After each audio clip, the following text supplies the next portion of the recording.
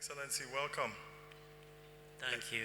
Thank you for being here, and you always give sports a huge chance, and you always listen to us, the only one that listens to us. We broke ground there 2 years ago, and there was a vision. How did you think or see this coming? Because you've always talked about a sports city.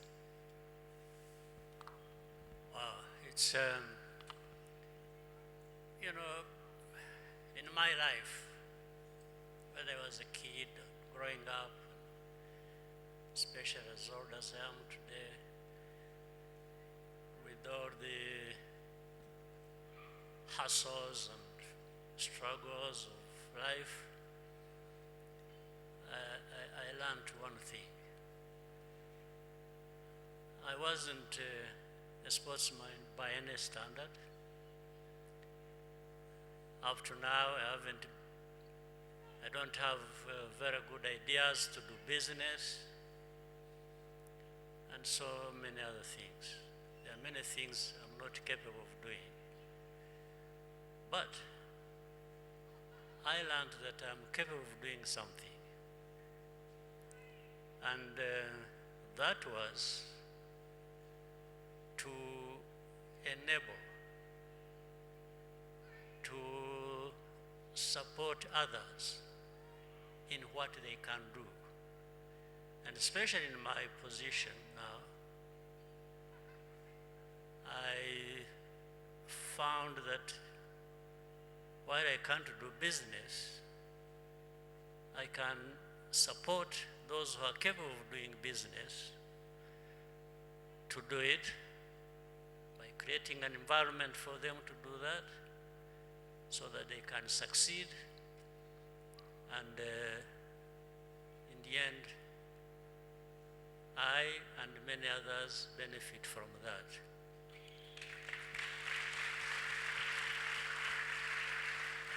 Same thing as sports. I wasn't a sportsman, at least not playing sports. I was a sportsman at heart. I thought more about that, and even thought about what I missed if I had been able to do sports. I was always thinking, now that I haven't been able, how much I missed in that. So bringing together those two things, again in my position, given my background, my history and my struggles, I set out to always say, I can't do nothing. I always have to do something. And if I can do something, by enabling those who can do much more that benefits them and the whole country. And as you said, all this builds communities, builds families, builds individuals. So if I can be part of that story where I can provide something that brings those together, I'm the happiest person. And that's how one idea came after another. Of course, you learn, you see, you hear, you discuss with many people, like so many discussions I have had with you, Masai, and many other friends in this field of sports. Then that's how the idea came up and said, maybe we could do something in Rwanda. Which one is it? Where do you start from? And of course, many other people make some inputs as to what can be done, and that's how the idea of building this sports city came up. So, we are not stopping here. We keep growing, we keep going. And again, if that can inspire others beyond our borders, and if we can be part of that story and through cooperation, we are again very happy to be part of that. How do you see this? How do you see all of this really inspiring and maybe even shaping? I think some people don't see sports, entertainment, and culture even shaping an economy, shaping a country. How do you think you are known now for the person who has really brought sports to the forefront in Africa, separate from AFCON, but in terms of the business, how do you see it shaping economics and countries in the future? It does a lot. It has already done it. It's not just the future.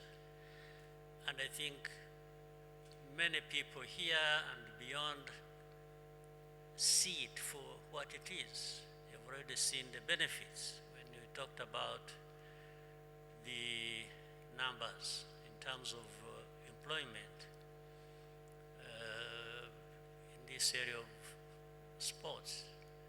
When you talk about what, for example, the arena, the stadium, and it's already happening. People are taking notice of that and counting and knowing that it has employed so many, it has brought in so much. And that interaction around of people here in Rwanda with the rest of the world speaks volumes in terms of value. So it has already brought in a lot. And it's a question of growing that. And we also know that statistics show that even across Africa, in terms of sports, it's running into billions as to what sports can bring to the continent. Tens of billions. So they shouldn't just be hearing this as a story. I think what we do as leaders at different levels is to encourage people to be part of realizing that story and reaping the benefits. And it's happening, so it's no longer something you just listen to and think it is for others and not for you. Now people believe. They start by believing, and when they start by believing and see things happening, then they believe even more and get more involved, and the sky is the limit. I have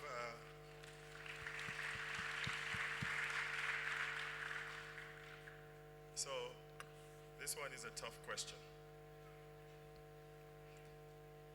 How do you use your influence and your leadership and what you've done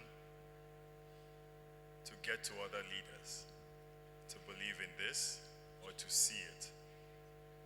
Because a lot of them don't see sports and entertainment in this way. How do we get to 53 other leaders to think this way? Well, I have been there before with the tough questions. So I will try my part. I always try. I think the best way, if you told people stories and the benefits of what you are telling them, but you have nothing to show to prove your story, the story you're telling them, right. You have no example that they can see. I don't think people will believe you or will even care. But I also want to assume that it's not me having to tell anybody the benefits of this or that, and so, because some of them already know really the benefits of this, and they know they can do it, they know they can even do it better than Rwanda. So the simple part for me to play is to speak out, and speak out loudly, and show what is possible and the benefits, and also demonstrate what I'm talking about that has already happened here in my country and how beneficial it is as an example. So from their understanding and from their seeing the examples, I think maybe out of 10, you will convince 2, 3, and they'll feel the sense of urgency to do that kind of thing themselves. Then you keep trying. Maybe another time, you win another 2, you win another 3 over to what the discussion is about. It's not going to tell people stories, you see, or even you can't give them instructions, you must do this, you must do that, no. They have their own right and to the business they want to do for themselves, for their countries, but you can always share the experience